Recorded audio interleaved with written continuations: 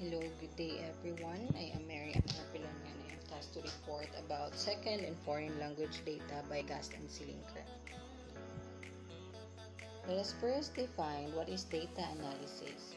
When we say data analysis, it is a central part of understanding the field of SLA, which is gained by hands-on experience in data analysis and data interpretation.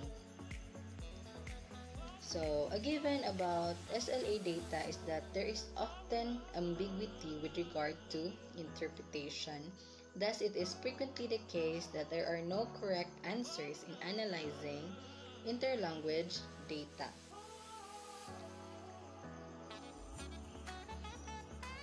And also, it focuses on the function of good argumentation is to lessen the ambiguity of analysis, and also in this part, or in this topic, data analysis, we present several data sets and provide a map through interlanguage analysis in a step-by-step fashion.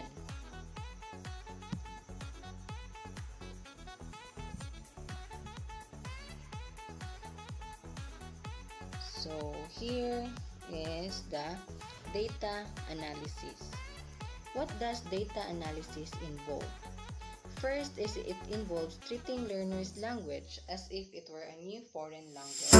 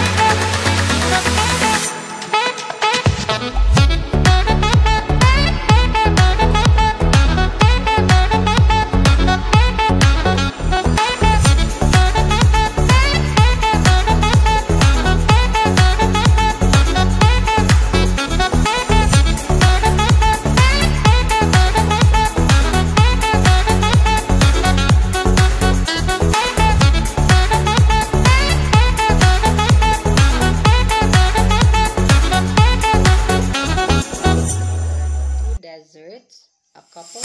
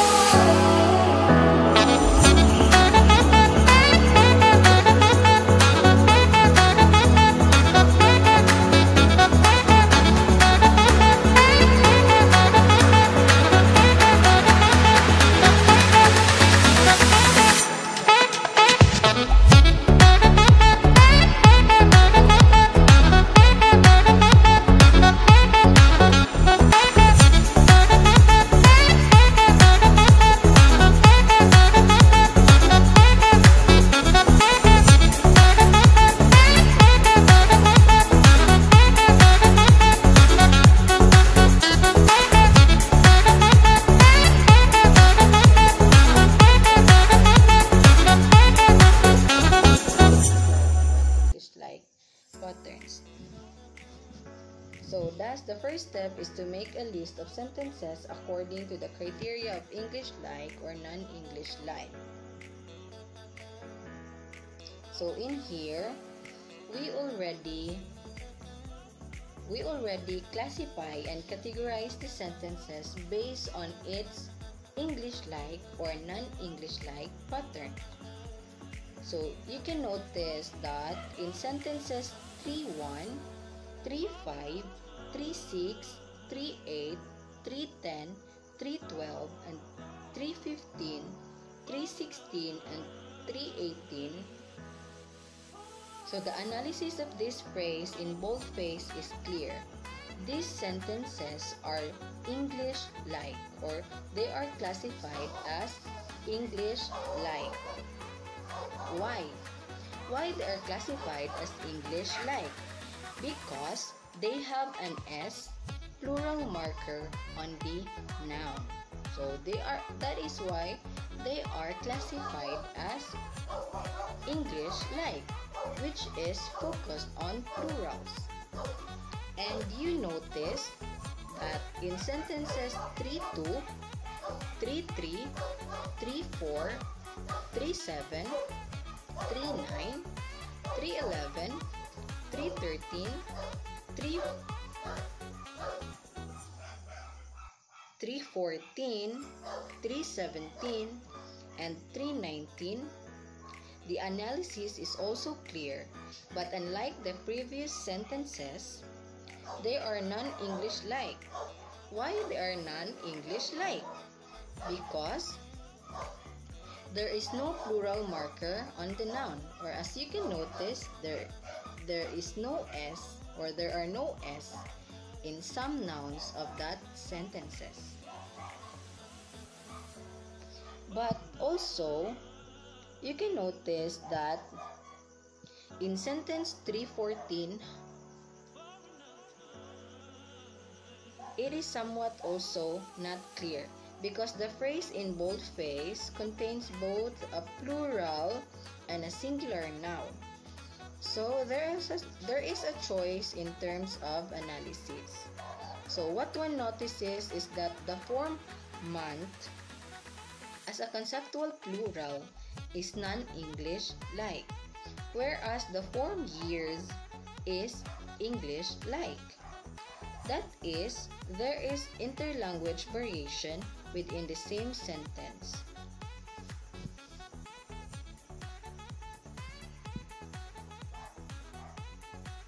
So, to sum it up, they are considered English-like sentences because they have S, which is a plural marker on the noun. And they are non-English-like because there is no plural marker on the noun.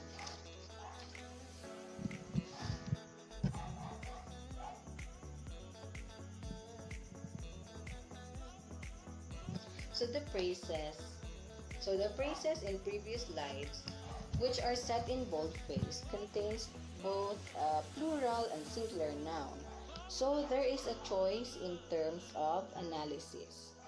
And what one notices in that the form month as a conceptual plural is non-English-like, whereas the form years is English-like.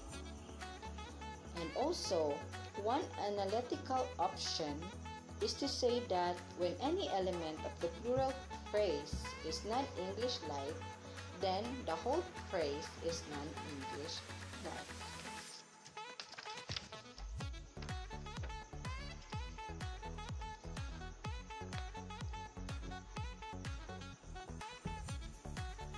So here is an example of sample categorization of plurals in Arabic English interlanguage, or Arabic English IL. So we consider here, they considered English like the two deserts, and in other part, which is the non-English like, a couple of towel. Because non-English like because there is no S in the word towel.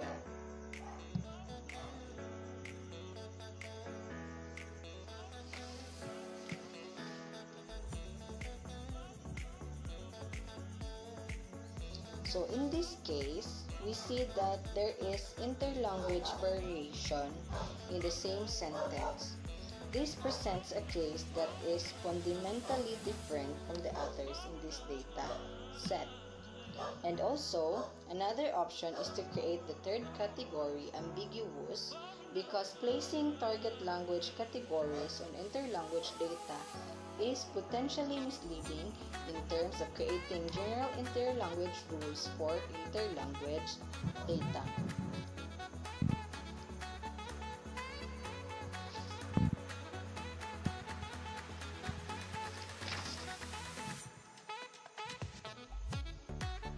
Next data analysis is focused on data set 2, which is verb plus ing form of the verb markers.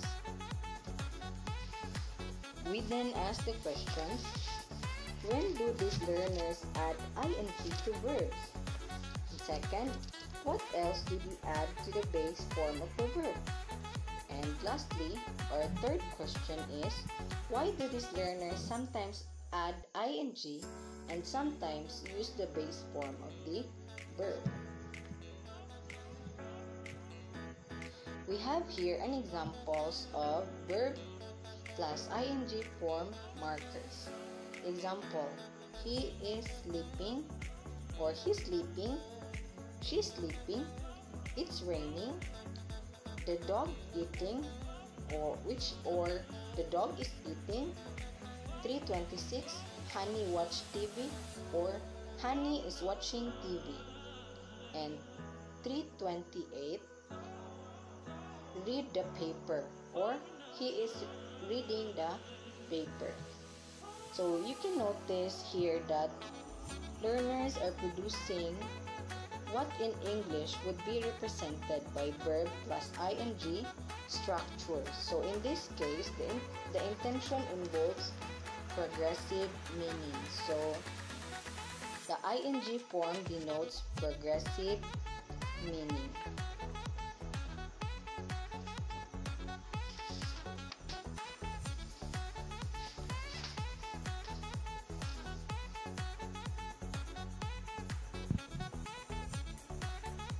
And the third data analysis is data set 3, which is focused on prepositions.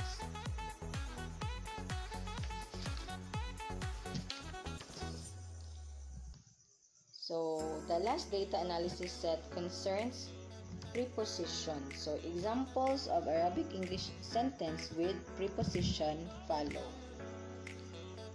So we have here at least 4 examples, which is number 330. You can find it from Morocco till Saudi Arabia. And 331, there is many kind of way you make baklawa. And 332, it's some kind of different. And 333, I don't like to buy a car from Ann Arbor. So you can notice that there's an arrow down, and that means that in that arrows are the intended English meanings of the sentences that you found in left side. So the intended English meanings of the sentence number 330 is from Morocco to Saudi Arabia. And instead of there is many kind of way you make baklawa, so there are many ways. There are many ways on making, or there are many ways to make baklawa. And the intended English meaning of it's some kind of different is it is quite different.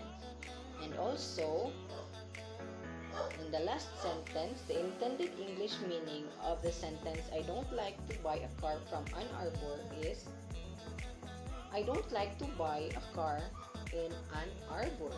So that is the preposition.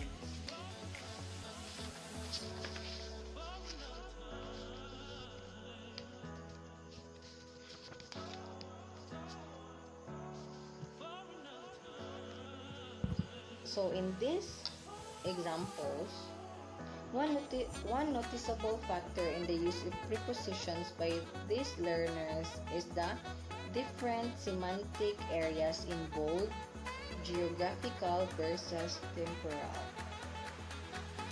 So we need to emphasize that use the preposition from when someone is referring for geographical locations.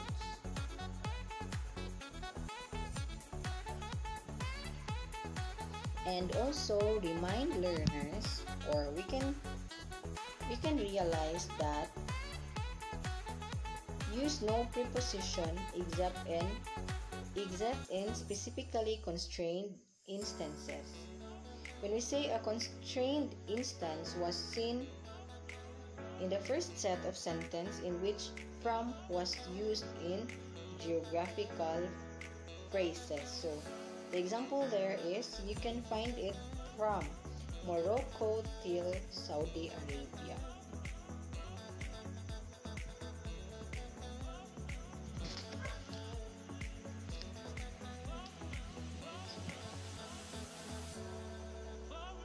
So 3.2.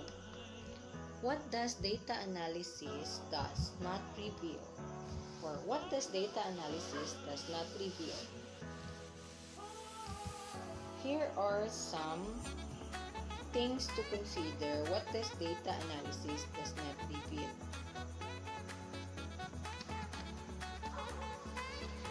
In this part, our goal was to show that good argumentation can lessen the ambiguity inherent in most learner language data. So the analysis leaves us with questions that can lead to further study with the collection of a new data. When we say what does not reveal, the point here is that data should always be collected for a particular purpose, which often arises from the unanswered questions of previous analysis. So in this section, we again produce a step-by-step discussion that could lead to further empirical research. Thus, research is often produced by the question, what else is there that we want to know? So, what are the things that we need to know from the data?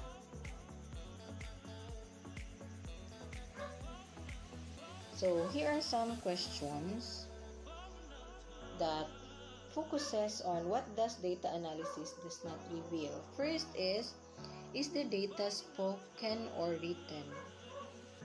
Especially in analyzing data, we tend to focus on the data itself, and we tend to forget if the data is spoken or written. And also number 2 is the data from a single person or it is pooled.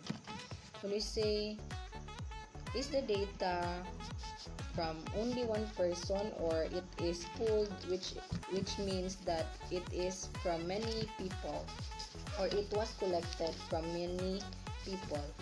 And number 3, do the learners have the same L1? So when you are trying to analyze data, do the learners have the same L1? Or example, are they all Filipinos or they are mixed learners?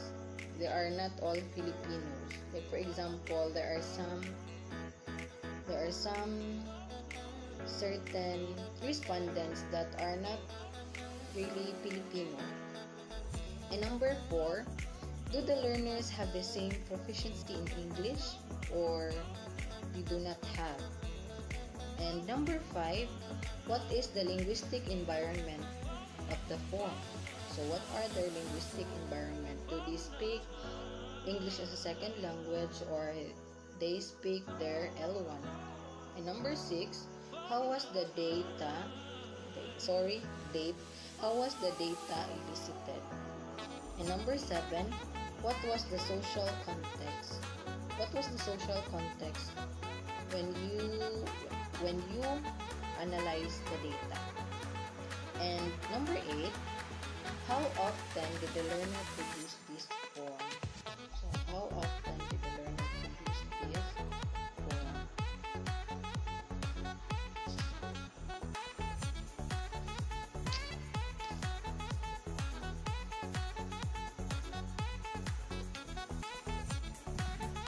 So by answering that questions, what does data analysis does not reveal is, from that preceding analysis, one could raise the question of how to formulate descriptive interlanguage rules or principles, and whether with more relevant data or additional rules would be discovered. So in general, when we analyze data, either our own or data from the published literature, we want to always ask this question: what else do we want to find out that is not shown by the data presented? So we need to always ask this question: what else do we want to find out that is not shown by the data presented? So by asking that question, we can now turn to ways in which data can be collected. So let's proceed with data collection. 3.3 data collection, 3.3 data collection. And in this part, it presented that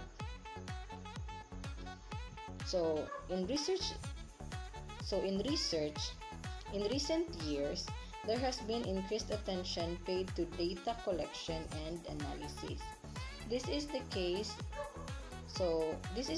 since there has been increasing awareness that is most difficult to perfectly align the various elicitation tasks that are available, and the various ways one can analyze data with the underlying constructs one might wish to study. So there are numerous ways of eliciting second language data. As we mentioned earlier, many, but not all, have their origins in other disciplines. So this section is not intended to be inclusive. Rather, it is suggestive of the kinds of data and data elicitation methods that have been used in second language studies.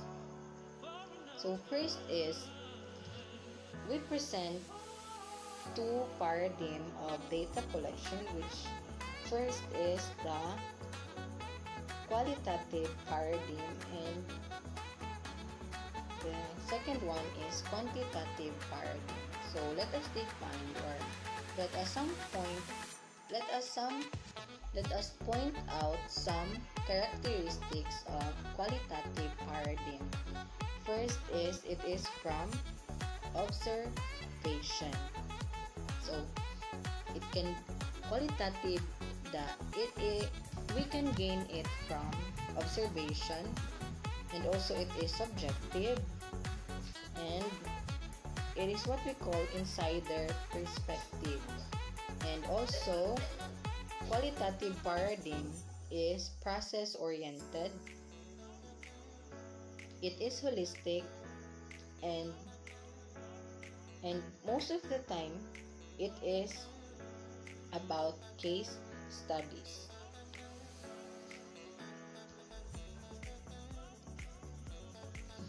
And when we say quantitative paradigm, it is about experimentation, and it is objective, and it is outsider perspective, and also it is outcome oriented, and also it is particularistic and generalizable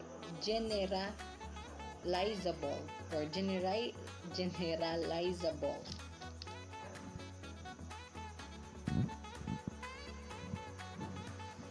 Also, another type of data collection is we have the longitudinal studies and cross-sectional studies. So the first is we have the classroom data versus naturalistic data. When we say another form of data collection is we have the classroom data versus naturalistic data, and the second is one can think about two types of performance. It can be an actual speech sample or reactions to target language data. So the first are actual learner reproduction data. When we say actual learner production data, they are the classroom data and naturalistic data. When we say longitudinal studies or longitudinal data, there are four characteristics to be discussed since it focuses on the development of a few learners over a period of time. The four characteristics of longitudinal studies is first, the number of subjects and time frame of data collection. Second, amount of descriptive detail. Third is type of data. And lastly, we have the type of analysis. So, let's proceed with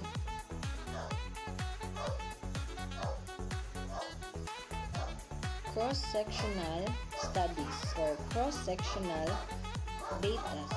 It focuses on the learner's knowledge at a single point in time.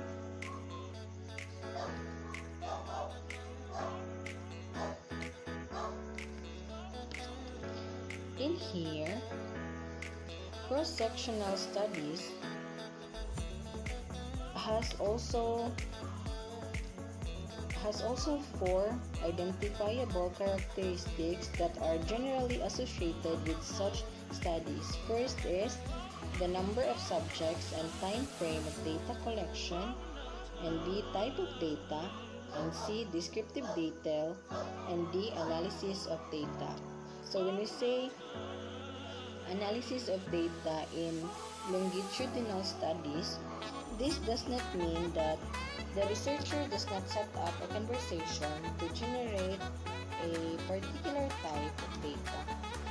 It just simply means that longitudinal studies do not fit into the experimental paradigm of control group than experimental group, or counterbalancing and so forth.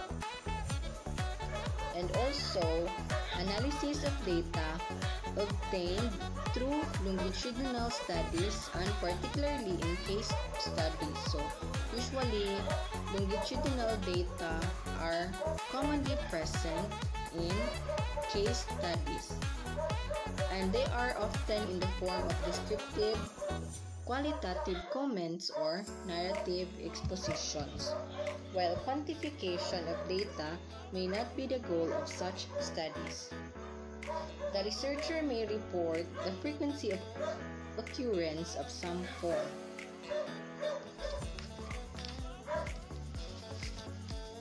In cross-sectional studies or in cross-sectional study, it is generally consists of data gathered from a large number of subjects at a single point in time, or the data being that we are able to see a slice of development which is used to piece together actual development.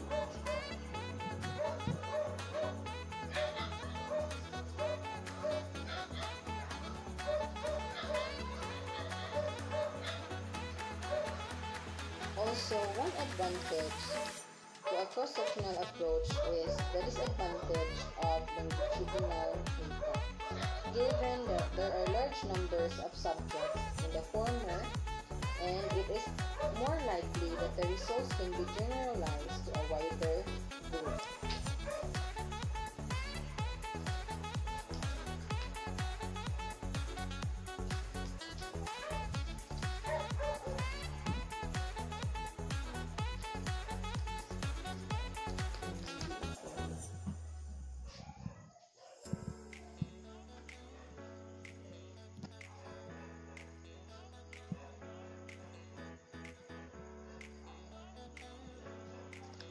So let us now proceed with the data collection 3.3.1, eliciting speech samples, or how we elicit speech samples.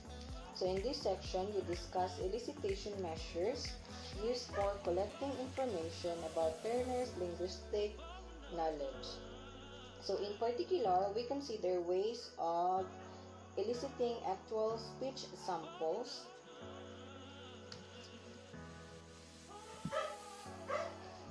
So one wants actual speech samples within a specific context. So here are some ways of eliciting actual speech samples. First is the tape recorded advising sessions. Though it is not always feasible, but other ways of gathering naturalistic data must be employed. So that is why we need tape recorded advising sessions. And second is the narratives. Narratives can often be more complicated than one would think. So, for example, what does one say to make learners talk? So, sometimes you can force learners to talk directly. So that is why we need to let them do a narratives. So we need to ask, what does one say to make learners talk? So this may depend on the particular focus of the investigation. Another, for example, is if one wanted to determine a learner's ability to use past tense, a question such as the following could be used. Or you can use this so that learners can do narratives. You can ask this question, or you can instruct your learners to do this. Tell me or write about what you did last weekend. But however, if one wanted to learn about a learner's ability to express futurity, one could say, tell me or write about your plans for next week, or for next summer, or what are your plans for next year. And third is we have describe pictures. So we can elicit speech samples by letting the learners describe pictures. Or number 4 is retell a story. Or number 5, watch a silent film or film with minimum sound so that they are not influenced by the language used, and either retell it or give a play-by-play account. Excuse me. And number 6 is we have elicited imitation, which allows a precise experimental design, usually including similar structure that vary along only one linguistic dimension. Thus, elicited imitation technique can be used to target a specific linguistic area. So as the term implies, this is a technique whereby a subject hears a sentence, often tape recorded, and then is asked to repeat it exactly. If the sentence is long enough, the subject will not be able to remember the sound and repeat it. It is therefore stored as a semantic unit, and the learner has to recreate the sentence using his or her knowledge of the second language. So this then gives the researcher an indication of the structure of the learner's grammar. So there are 6 ways of eliciting actual speech samples. We have first, tape recorded advising sessions. Second, narratives. Third, describe pictures. Fourth, retell a story. Fifth, watch a silent film or film with minimum sound. And lastly, we have elicited imitation. So data collection, eliciting reactions to data.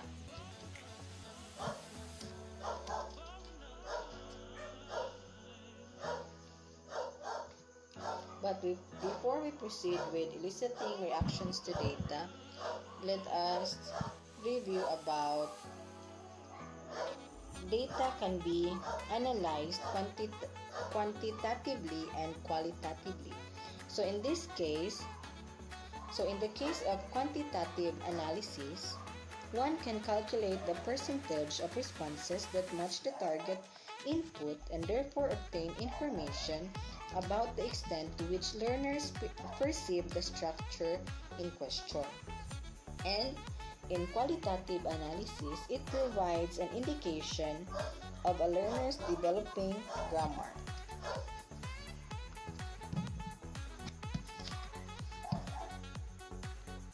So, data collection 3.3.2, eliciting reactions to data.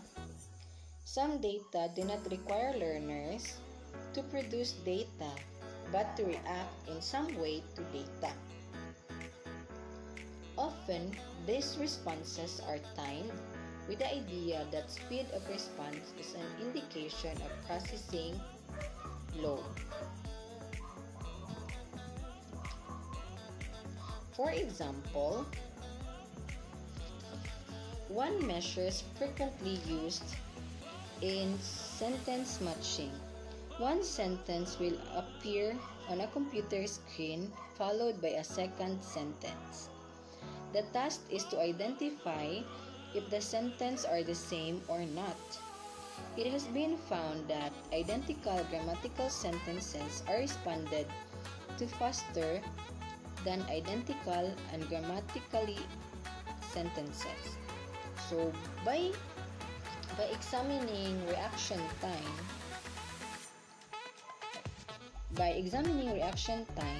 one can determine whether a learner thinks a particular sentence is grammatical or not.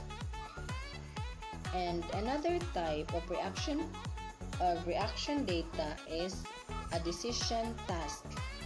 When we say decision task, it is whereby a learner might be presented with a word and has to respond as to whether that string of letters or string of sounds is a word in the target language. So that is a decision task. You let the student respond as to whether that particular letters or string of sounds is a word in the target language. And another eliciting reaction to data is we have the intuitional data. When we say intuitional data, this refers to a type of metalinguistic performance.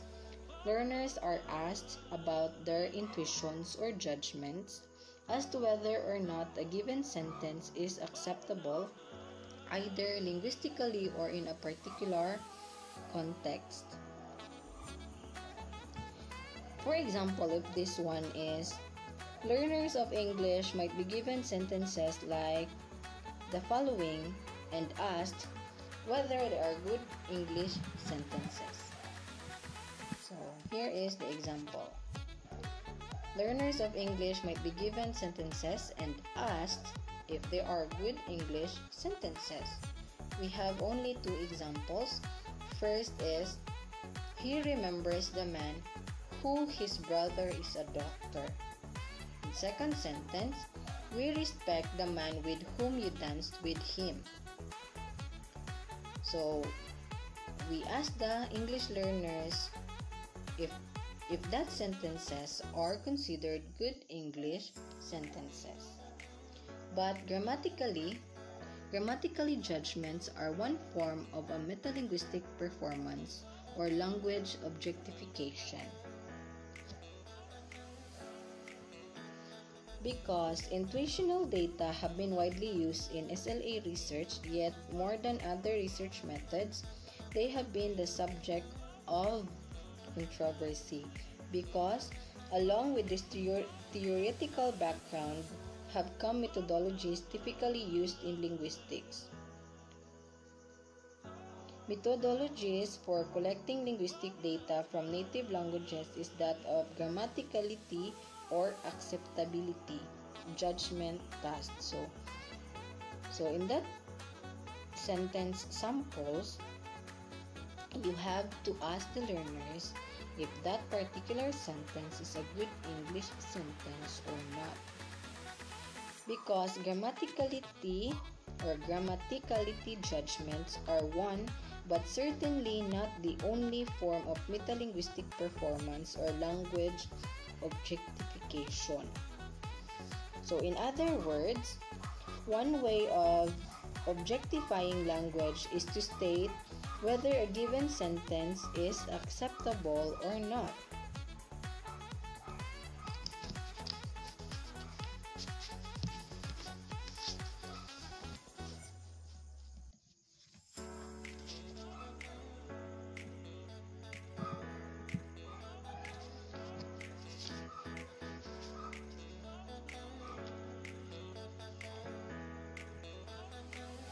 Now, let us proceed to data collection 3.3.3 verbal report data.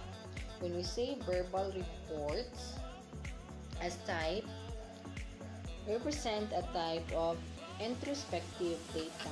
They are protocols or reports that come about from asking individuals to say what is going on in their minds as they are performing some tasks. So, verbal reports.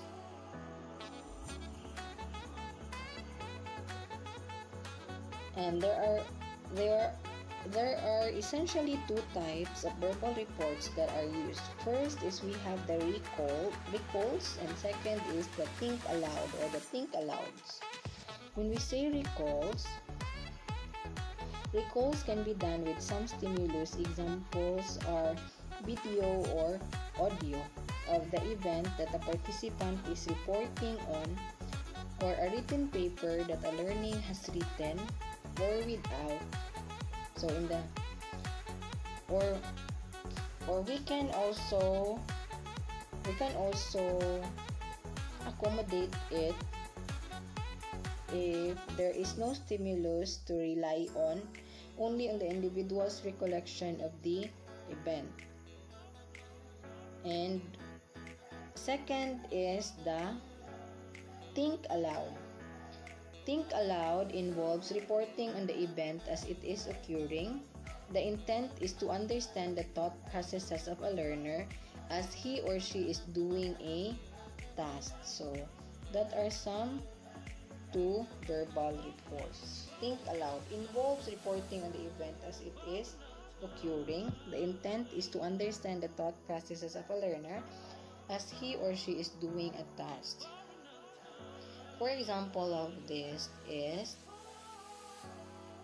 allowing a learner to describe a particular scene that is present. So that is an example of think aloud. And we have here the data collection measuring non-linguistic information. How are we going to measure non-linguistic information? Studies investigating attitude, motivation, learning styles, and personality characteristics frequently use instruments borrowed directly or with some modification from the field of psychology. We can use this as a non-linguistic informations, or there are only three. First is we have the questionnaires. Questionnaires are commonly used to gain information about attitudes a learner may have towards language learning, or either generally toward the learning of a specific language.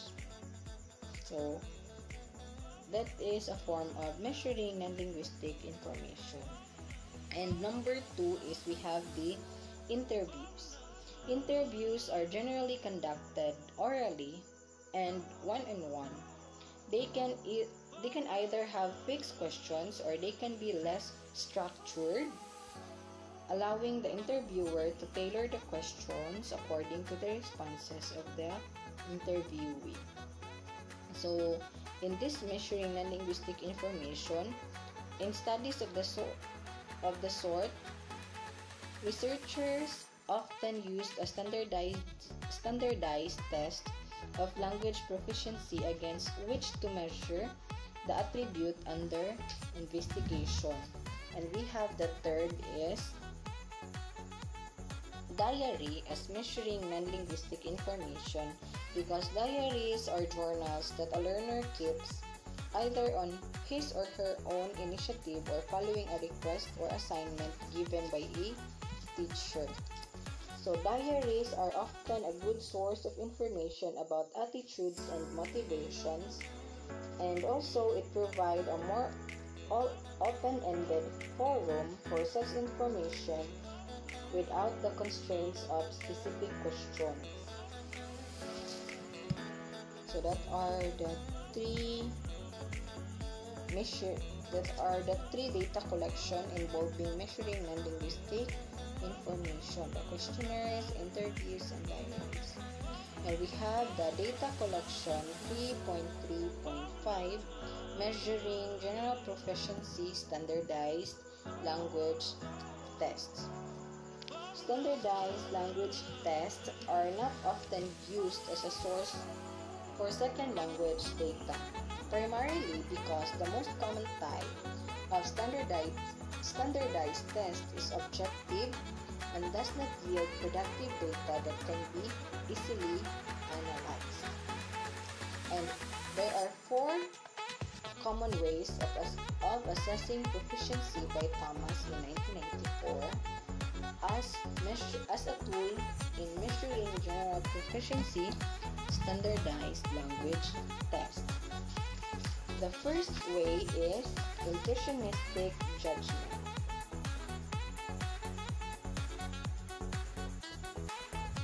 Impressionistic judgment followed by institutional status. Example of institutional status is first semester of second year French for institutional status.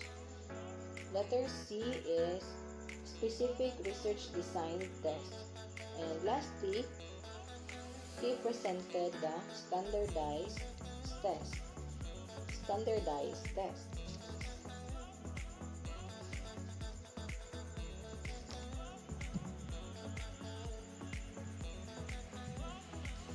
And we have the 3.4 replication. Is it possible that we can replicate a research or a study? So according to American Psychological Association in 1994 in page 2, it states that the essence of the scientific method involves observations that can be repeated and verified by others. So that is replication. So much of second language acquisition research is empirical, and such research is in need of replication because second language acquisition research, it deals with human behavior and thus is often inconsistent because of the 2 factors. Sometimes it is inconsistent because of these 2 factors. First is the paucity of participants in many studies. And second is the nature of second language knowledge.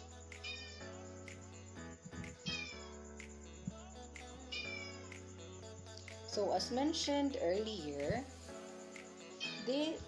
replication refers to the fact that there are certain aspects of the second language that learners are uncertain of. So this may be because these are areas of language that they are working on and about which they do not have definite knowledge. So that is why there is a need for replication. Another, as Polio and Gas in 1997 have argued about replication or for the importance of replication and at the same time acknowledging exact replication is impossible given that a replication study includes different individuals. Because when you say replication studies are an ideal way for those who are new to the field to get their hands dirty with actual data.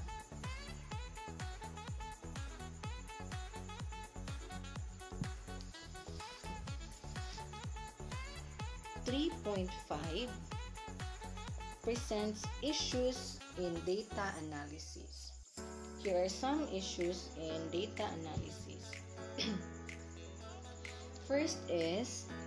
The first issue is the determination of development. Because there is no easy way of determining whether a given learner is more or less proficient than another. And also in the field of second language acquisition has not yet come up with an index of development. So that is the first issue in analyzing data.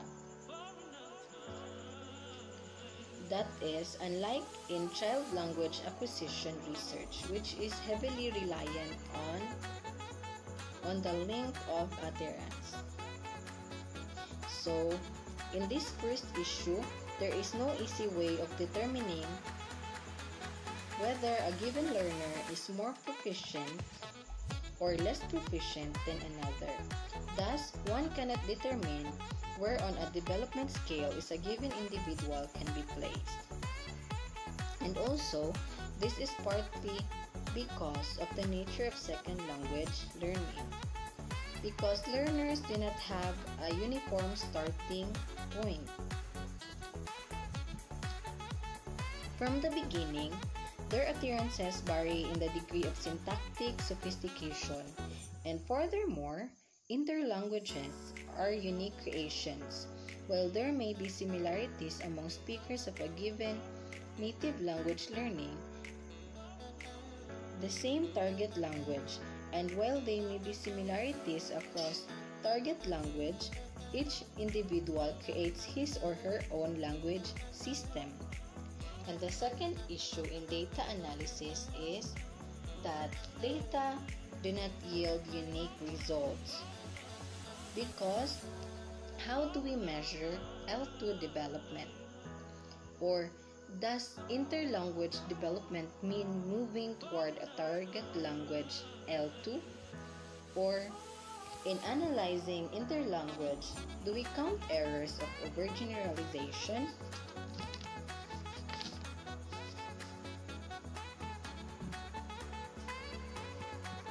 And now let's proceed with acquisition. What is acquisition in data analysis?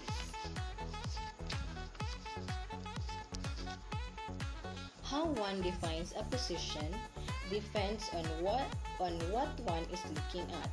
This might range from linguistic knowledge to ability to use that knowledge in speech and the ability to process language in real time. So, various definitions of language of a form are possible.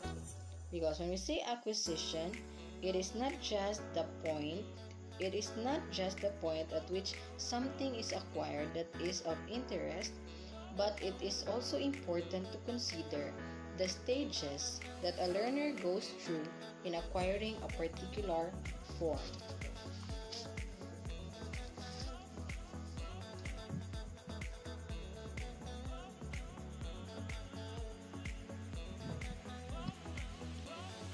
So that ends my report about second and foreign language data.